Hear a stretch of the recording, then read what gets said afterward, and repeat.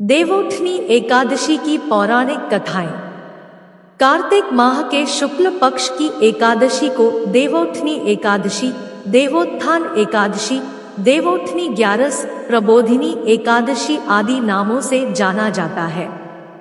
इस दिन श्रीहरि विष्णु निद्रा से जागते हैं। यहाँ पढ़े और सुने पौराणिक कथा। देवोत्थनी एकादशी की पहली कथा। शिव महापुराण के अनुसार पौराणिक समय में दैत्यों का राजा दंभ हुआ करता था। वह बहुत बड़ा विष्णु जी का भक्त था। कई सालों तक उसके यहाँ संतान नहीं होने के कारण उसने शुक्राचार्य को अपना गुरु बनाकर उनसे श्री कृष्ण मंत्र प्राप्त किया।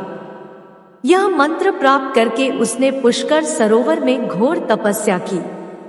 भगवान विष्णु उसकी तपस्या से प्रसन्न हुए और उसे संतान प्राप्ति का वरदान दे दिया। भगवान विष्णु के वरदान से राजा दंभ के यहाँ एक पुत्र ने जन्म लिया। इस पुत्र का नाम शंखचूड़ रखा गया। बड़ा होकर शंखचूड़ ने ब्रह्मा जी को प्रसन्न करने के लिए पुष्कर में घोर तपस्या की। उसकी तपस्या से प्रसन्न होकर ब्रह्मा जी ने उसे वरदान मांगने को कहा। तब शंखचूड़ ने वरदान मांगा कि वह हमेशा अजरमर रहे व कोई भी देवता उसे नहीं मार पाए। ब्रह्मा जी ने उसे यह वरदान दे दिया और कहा कि वह बद्रीवन जाकर धर्मध्वज की पुत्री तुलसी जो तपस्या कर रही है उससे विवाह कर ले। शंखचूड़ ने वैसा ही किया और तुलसी के साथ विवाह के बाद सुखपूर्वक रहने लगा। उसने अपने बल से देवताओं, असुरों, दानवों, राक्षसों, गंधर्वों, नागों, किन्नरों, मनुष्यों तथा त्रिलोकी के सभी प्राणियों पर विजय प्राप्त कर ली। वह भगवान श्री कृष्ण का परम भक्त था।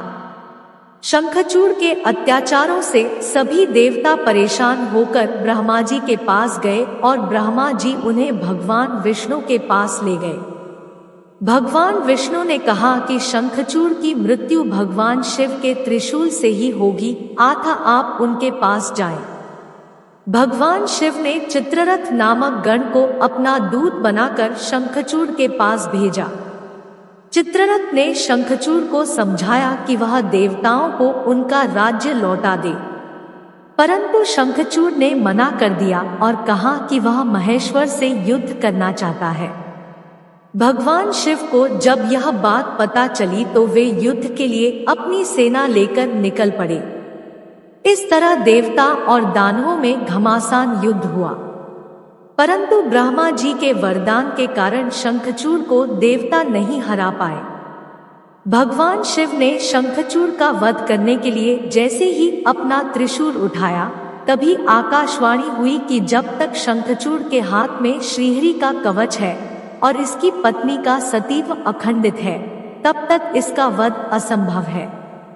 आकाशवाणी सुनकर भगवान विष्णु वृद्ध ब्राह्मण का रूप धारण कर शंखचूड़ के पास गए और उससे श्रीहरि कवच दान में मांग लिया। शंखचूड़ ने वह कवच बिना किसी संकोच के दान कर दिया। इसके बाद भगवान विष्णु शंखचूड़ का रूप बनाकर तुलसी के पास गए। शंखचूड़ रूपी भगवान विष्णु ने तुलसी के महल के द्वार पर जाकर अपने विजय होने की सूचना दी।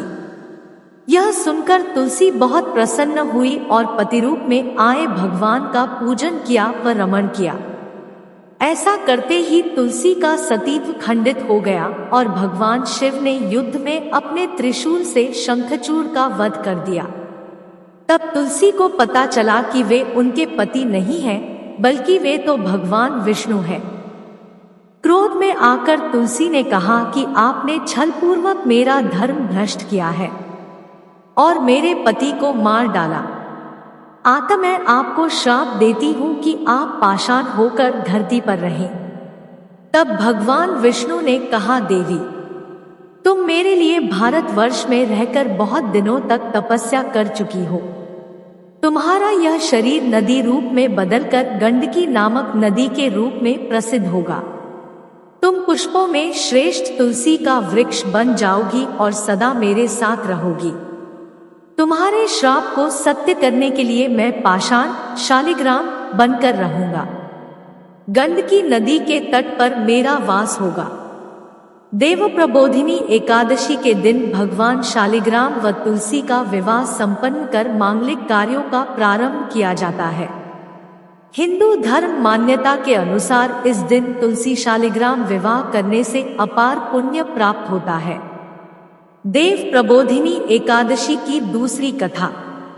एक राजा था, उसके राज्य में प्रजा सुखी थी। एकादशी को कोई भी अन्न नहीं बेचता था, सभी फलाहार करते थे। एक बार भगवान ने राजा की परीक्षा लेनी चाहिए।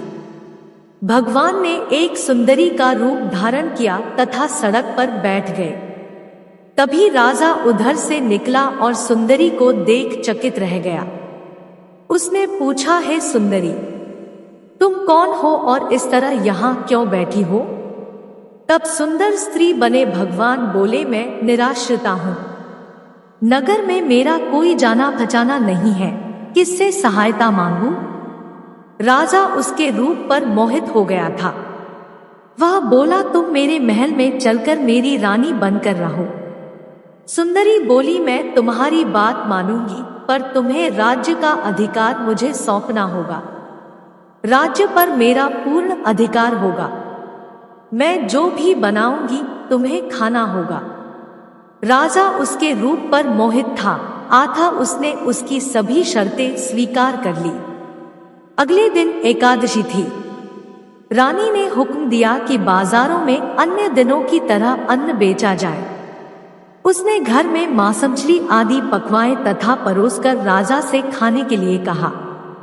यह देखकर राजा बोला, रानी, आज एकादशी है, मैं तो केवल फलाहार ही करूंगा। तब रानी ने शर्त की याद दिलाई और बोली, या तो खाना खाओ, नहीं तो मैं बड़े राजकुमार का सिर काट लूंगी। राजा ने अपनी स्थिति बड़ी रानी से कही तो बड़ी रानी बोली, महाराज, धर्म न छोड़े, बड़े राजकुमार का सिर दे दे। पुत्र तो फिर मिल जाएगा, पर धर्म नहीं मिलेगा। इसी दौरान बड़ा राजकुमार खेलकर आ गया। माँ की आंखों में आंसू देखकर वह रोने का कारण पूछने लगा तो माँ ने उसे सारी वस्तुस्थिति बता दी। तब वह बोला, मैं सिर देने के लिए तैयार हूँ। पिताजी के धर्म की रक्षा होगी, जरूर होगी। राजा दुखी मन से राजकुमार का सिर देने को तैयार हुआ तो रानी के रूप से भगवान विष्णु ने प्रकट होकर असली बात बताई, राजन, तुम इस कठिन परीक्षा में पास हुए। भगवान ने प्रसन्न मन से राजा से वर मांगने को कहा तो राजा बोला, आपका दिया सब कुछ है, हमारा उद्धार करें। उसी समय वहां एक विमान उतरा। राजा ने अपना राज्य पुत्र को सौंप दिया और विमान में बैठकर परम धाम को चला गया। देवोत्थनी एकादशी की तीसरी कथा। एक राजा के राज्य में सभी लोग एकादशी का व्रत रखते थे।